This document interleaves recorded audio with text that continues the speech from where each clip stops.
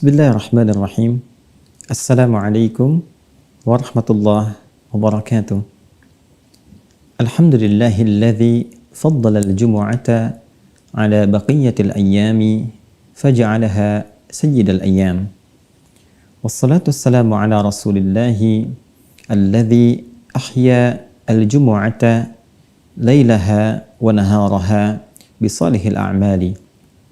Nusalli wa nusallimu ala hadzal nabiyil karim ar-rasulil mubin sayyidina Muhammadin al-amin wa ala alihi wa sahbihi ajma'in wa ba'd.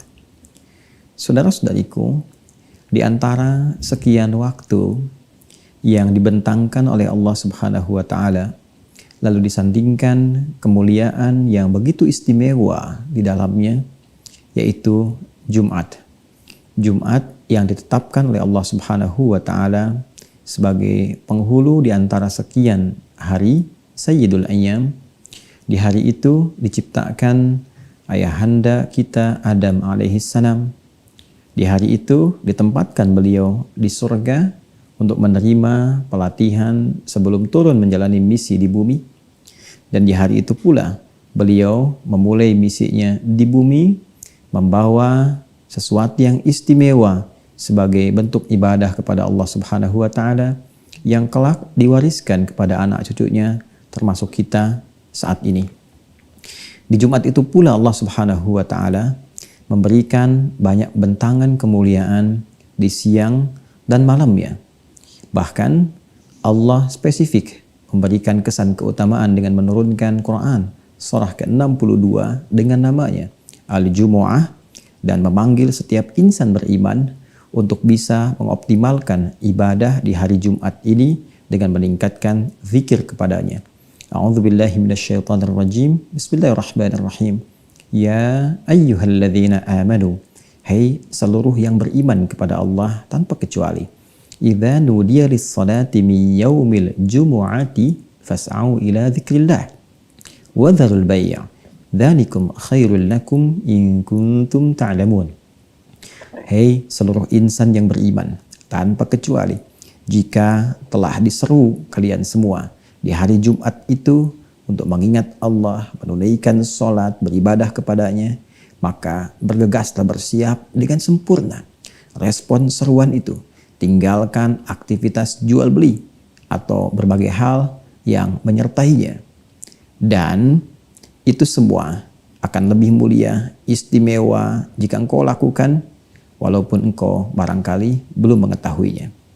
Saudara-saudariku, untuk menyempurnakan kemuliaan-kemuliaan yang dimaksudkan, Nabi SAW bahkan merinci malamnya, siangnya, bahkan 24 jamnya dengan bentangan amal soleh yang mungkin kita optimalkan. Inilah yang ingin kita utarakan di antara sekian sunnah-sunnah untuk menghidupkan Jumat, baik malam ataupun siangnya. Yang pertama, kita bisa hidupkan dengan memperbanyak bacaan Al-Quran. Ada surah-surah yang bisa kita pilih. Ada hadis-hadis juga yang menguatkan kepada kita untuk mengoptimalkannya. Seluruh ayat Al-Quran, surahnya mulia. Tapi ada beberapa surah yang kiranya bisa dioptimalkan dengan hikmah tertentu, khusus di hari Jumat, siang atau malamnya. Ada surah Al-Kahf, surah ke-18. Ada surah Yasin, pun demikian dengan surah As-Saffat. Bisa kita bacakan dan tidak lupa memohon kepada Allah, memperbanyak doa setelah tuntas membacakannya. Yang kedua, ada juga anjuran untuk memperbanyak sholawat kepada Rasulullah SAW. Diharapkan dengan sholawat itu tidak hanya menambahkan 10 kemuliaan bagi kita, tapi mendekatkan diri kita dengan Allah Subhanahu wa taala, mendekatkan diri kita dengan Rasulullah SAW. Kedekatan kepada Allah dan Rasulnya ini yang akan memberikan jaminan kebahagiaan abadi baik dunia ataupun di akhirat. Di hari Jumat pula ada tuntunan kepada kita untuk mempersiapkan secara sempurna penunaian sholat Jumat. Bahkan spesifik Nabi membimbing kita agar sebelum berangkat bersuci terlebih dahulu, mandi, kenakan wewangian, melangkah yang baik, masuk ke masjid dengan sopan, jangan pisahkan tempat duduk orang, tunaikan sholat dengan tenang, dengarkan khutbah dengan fokus. Maka siapa yang bisa menunaikannya, Nabi tegaskan, Dia berpotensi terampuni dosa-dosa yang pernah dia kerjakan di antara 2 Jumat. Bahkan di hadis lain, Nabi tegas menyampaikan keutamaan ini disandingkan dengan pemberian manfaat antar salat, bahkan pemberian kafarat dari dosa antar Ramadan. As-salawatu ila salawat, al-jumu'atu ila al-jumu'ah, wa Ramadan ila Ramadan kafaratun lima bainahunna. Salat satu ke salat yang lain di salat fardu itu, Jumat ke Jumat, Ramadan ke Ramadan, berpotensi menggugurkan, menghapuskan dosa-dosa yang pernah dilakukan di antara jeda waktu-waktu itu.